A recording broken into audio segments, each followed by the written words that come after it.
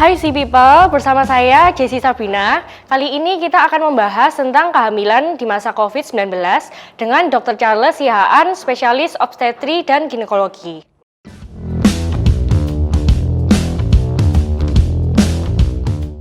Oke, jadi memang pada saat ini kita tidak membatasi untuk pemeriksaan hamil, tetapi cuman dari POGI atau Perkumpulan Obstetri Ginekologi Indonesia hanya merekomendasikan pemeriksaan kehamilan itu ditujukan bagi yang sudah mau melahirkan. Jadi kami membagi di mana pemeriksaan kehamilan itu dibagi trimester pertama cukup 1 kali, trimester kedua cukup 1 kali, dan trimester kedua itu boleh 2 kali sampai 3 kali sebelum melahirkan. Tetapi kita membuka suatu jalur telemedicine di mana setiap ibu-ibu hamil dapat melakukan komunikasi konseling dengan dokternya melalui sosial media atau melalui platform-platform yang sudah ada sekarang ini. Kita bisa lihat aplikasinya baik di Apple Store maupun di Android Store. Jadi kalau untuk cuman pemeriksaan kehamilan, kita tidak merekomendasikan swab rapid kecuali kalau memang ada gejala. Ya, kalau memang ada gejala, kita merekomendasikan atau kita menyarankan ibu cek dulu supaya kita bisa tahu apakah ibu termasuk kategori resiko COVID apa tidak. Tapi tidak semua yang orang datang, saya mau periksa Dr. Charles, saya harus periksa COVID swab, tidak semua. Jadi kita memang pilih-pilih seperti itu.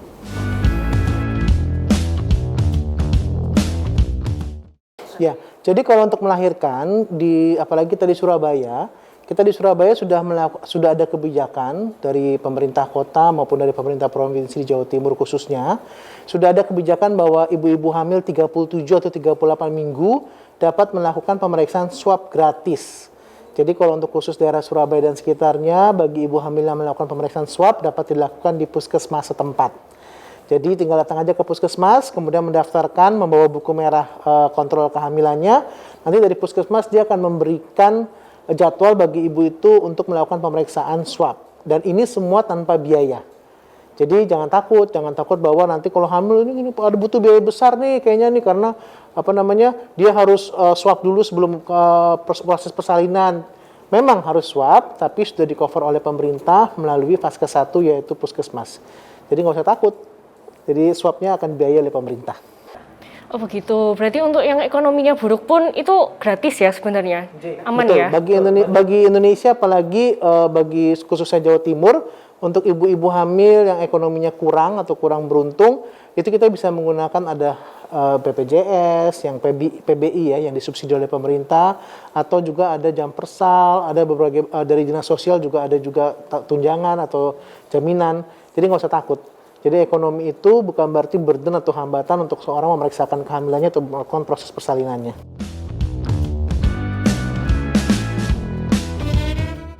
Oke, kalau swab itu yang pada saat ini adalah hanya untuk ibu hamil yang mau melahirkan. Yang kedua adalah bagi pasien-pasien, bagi penduduk Jawa Timur atau penduduk Indonesia yang memiliki gejala-gejala menyerupai atau mengarah ke COVID. Tetapi pada waktu proses persalinan yang biasa kita lakukan adalah hanya swab pada ibu hamil dan keluarga yang akan menunggu. Jadi pada saat pandemi COVID ini kita batasi bahwa penunggu, kalau zaman dulu itu kalau orang hamil atau orang melahirkan yang datang tuh bisa 10 orang, 12 orang. Kalau sekarang kita batasi. Karena ini suatu kebiasaan baru atau new normal. Jadi kalau untuk orang yang hamil, ibu yang hamil hanya boleh dijaga oleh 1 orang, baik itu suaminya atau saudaranya terdekat. Tetapi mereka harus melakukan rapid dulu. Rapidnya bisa dilakukan di puskesmas atau di setiap rumah sakit. Sekarang rumah-rumah sakit sudah memiliki fasilitas rapid. Jadi rumah sakit di Surabaya semuanya sudah ada fasilitas rapid untuk memeriksakan orang-orang yang ingin masuk atau ingin mengetahui kondisi rapid dari setiap pasien yang ada. Oh berarti itu tidak selalu harus suami ya dok? Untuk orang yang menunggu? Ya betul sekali. Jadi intinya adalah yang kita lakukan rapid itu yang akan menunggu persalinannya. Karena ada beberapa pasien itu yang suaminya jauh tidak bisa menghadiri pada waktu dia melahirkan, atau suaminya sakit, atau suaminya ada acara atau yang tidak bisa datang pada waktu dia melahirkan. Jadi memang siapa yang menjaga itu yang kita rapid biasanya. Ya, betul sekali. Pada kebiasaan new normal ini sangat-sangat strict sekali peraturan setiap rumah sakit. Jadi memang sekarang ini tidak ada lagi yang namanya jadwal kunjungan. Jadwal kunjungan itu tidak ada. Yang ada adalah jadwal di mana seseorang bisa menjaga, yaitu biasanya maksimal 1 orang saja. Ya, jadi kalau misalnya kadang-kadang kan pasien tuh datang mau lihat, misalnya keluarga terdekat mau lihat, itu tetap peraturan dia harus rapid dijalankan. Yang kedua, dia harus menggantikan siapa yang jaga di kamarnya. Jadi hanya ada 1 orang yang boleh mendampingi ibu itu pada waktu dia dirawat. Nah, begitu ada orang lain mau datang, dia harus dirapid dan kemudian yang di kamar ini keluar digantikan yang datang ini. Jadi nggak bisa rame-rame misalnya 5-6 orang datang kayak dulu lagi berkunjung untuk melihat. Itu nggak bisa lagi sekarang. Biasanya ya meskipun beda hari ya satu-satu Betul gitu. sekali, Itu pun harus satu-satu. rapid tadi itu Betul ya. sekali.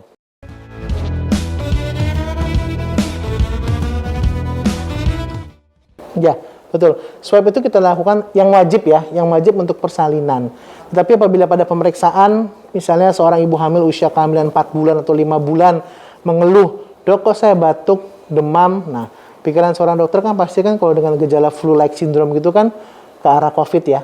Biasanya kita bisa melakukan swab juga dengan kita memberikan pengantar ke puskesmas bahwa kami mencurigai adanya infeksi maksudnya infeksi saluran pernafasan atas, jadi mohon dilakukan swab. Jadi bisa sewaktu-waktu asal ada indikasi. Seperti itu. Ini bagus banget pertanyaannya. Ini pertanyaan yang sudah dilontarkan banyak orang. Kalau misalnya ibunya COVID, bayinya COVID nggak? Tapi puji Tuhan sampai saat ini yang kita lihat bahwa ibu yang COVID itu setiap anak yang dilahirkan itu semuanya hampir semuanya itu tidak ada infeksi COVID. Jadi kita bisa lihat bahwa virus COVID ini tidak ditularkan melalui transplasenta.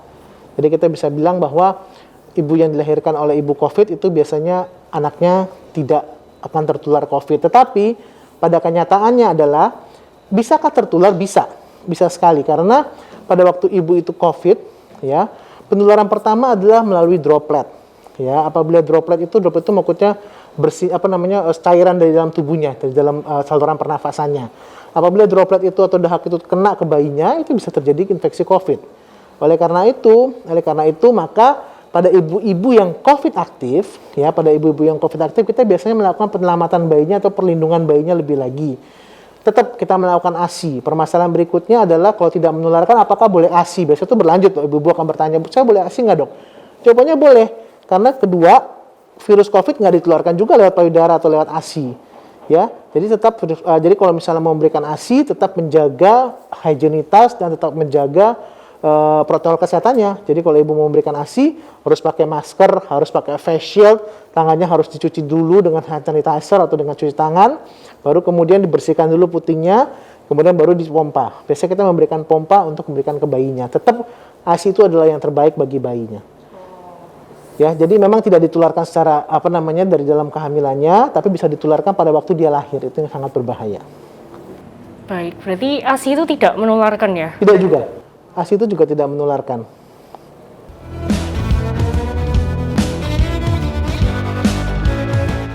Sampai saat ini kalau kita bilang rentan terima COVID itu adalah faktor risiko.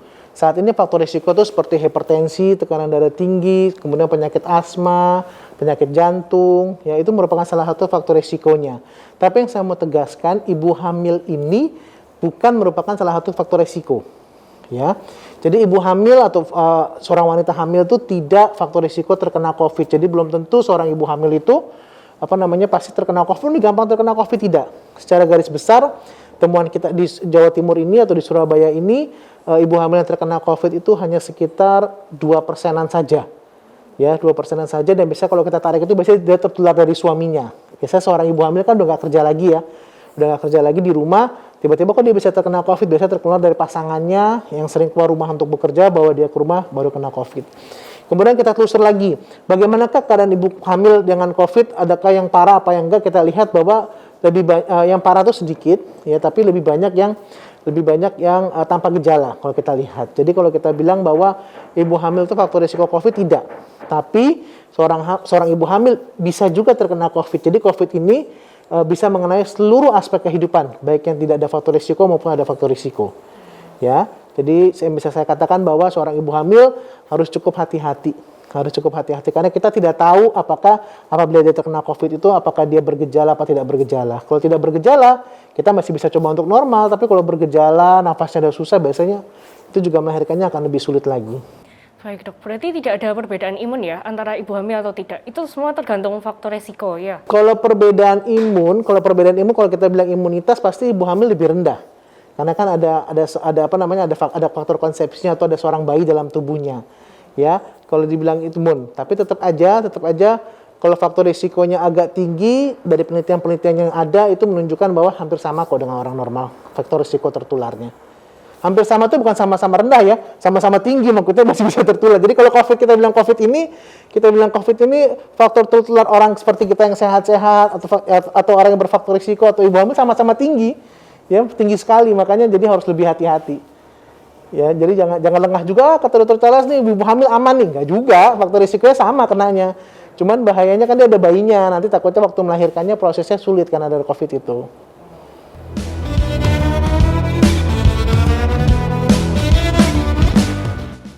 Nah, ini pertanyaan bagus sekali. Jadi ada 2 rumah sakit sekarang ini.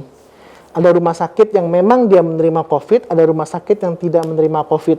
Kenapa sih perbedaannya? Kedua-duanya ini adalah rumah sakit yang menerima COVID ini adalah rumah sakit yang memang memiliki fasilitas isolasi khusus pasien COVID. Kalau rumah sakit non-COVID adalah rumah sakit yang tidak memiliki fasilitas non-COVID.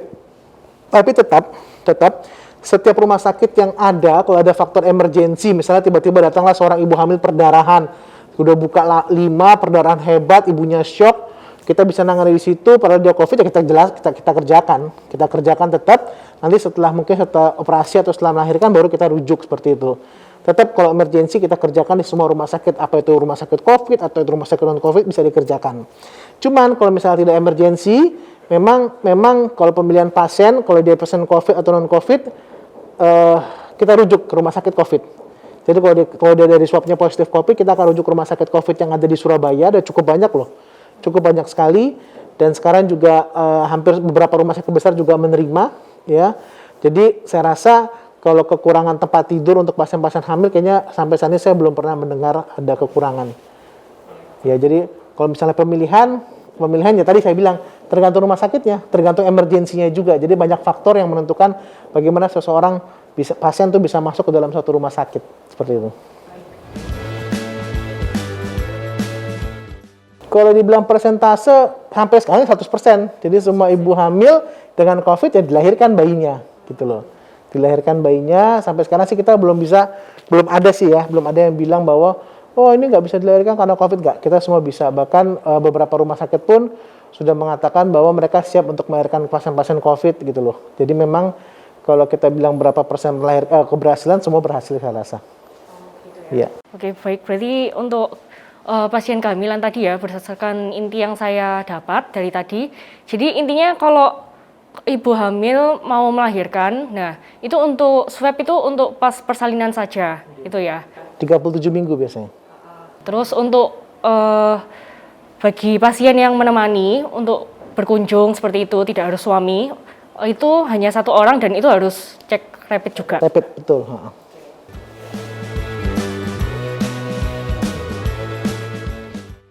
Ya, terima kasih. Jadi memang ASI itu sangat penting. ASI itu sangat penting bagi pertumbuhan bayi, terutama pada 1000 hari kehidupannya. Jadi selama 2 tahun pertama, itu apabila 6 bulan pertama itu kalau bisa diberikan ASI eksklusif itu sangat baik sekali. Kenapa? Karena di ASI itulah vitamin terlengkap yang sudah disiapkan Tuhan bagi seorang bayi. Tetapi pada kasus COVID ini kita juga sudah melakukan banyak penelitian. Ya, bagi seorang bayi, seorang ibu dengan COVID positif, terus kemudian kita cek juga ASI-nya. Gimana sih ASI-nya? Apakah ada kontaminasi dari virus COVID?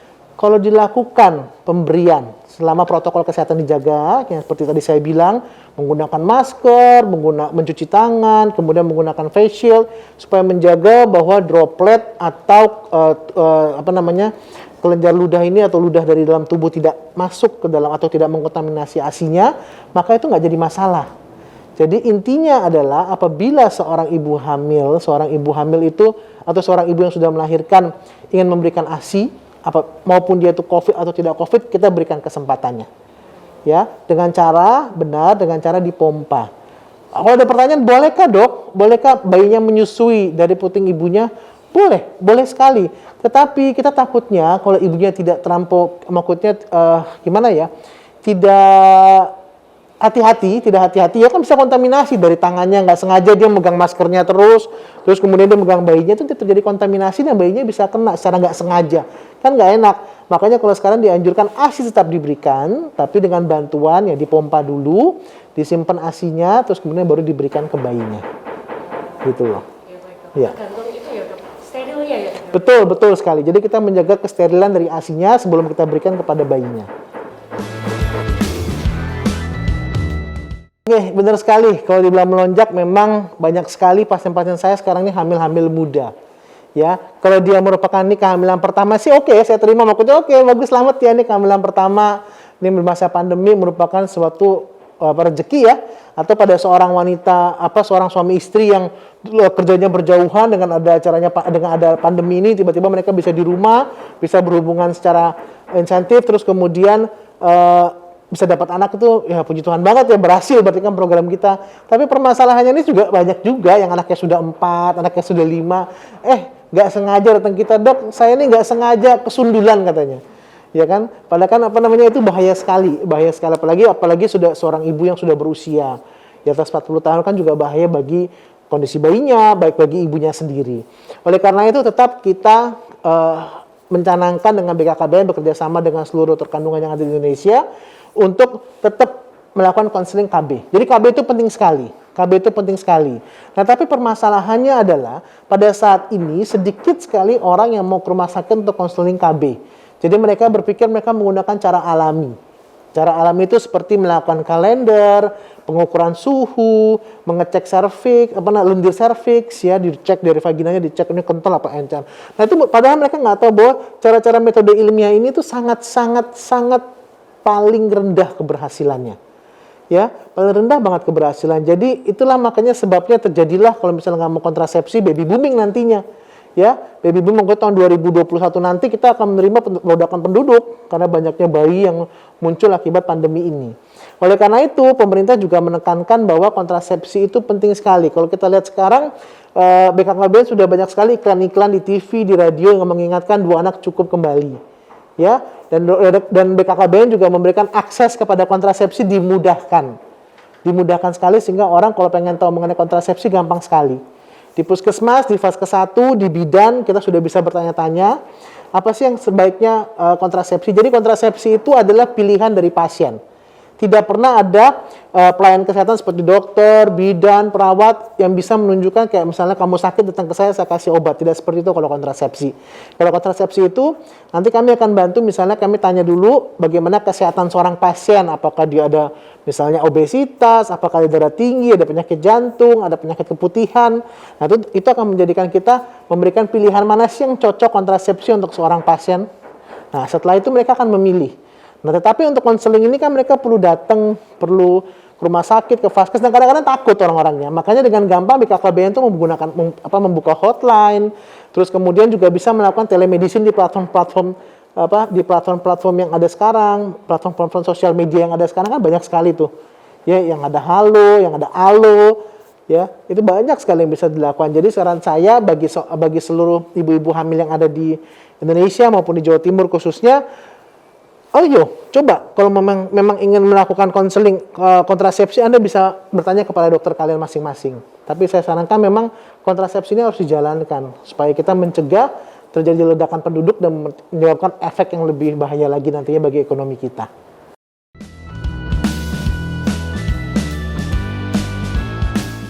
Jadi kalau pemasangan KB ini yang pasti pertama itu harus ada teknik aseptis itu atau sterilitas. Jadi kita memastikan bahwa waktu kita memasang KB itu harus steril.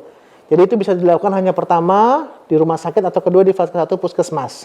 Nah, enaknya sekarang kalau kita ke rumah sakit, kalau setiap rumah sakit itu kita tinggal menelpon, Bu, saya memasang kontrasepsi dengan Dr. Charles misalnya. Nanti dia akan dikasih nomor antrian sama jam dia harus datang. Misalnya gini, Dr. Charles buka praktek dari jam 3 sampai jam 7 malam. Jesse datang mau kontrasepsi sama saya, Jesse dapat nomor 12, nanti akan diberitahukan oleh admisinya, Jesse datangnya jam 6 ya Bu ya, jadi Jesse nggak desek-desekan situ loh.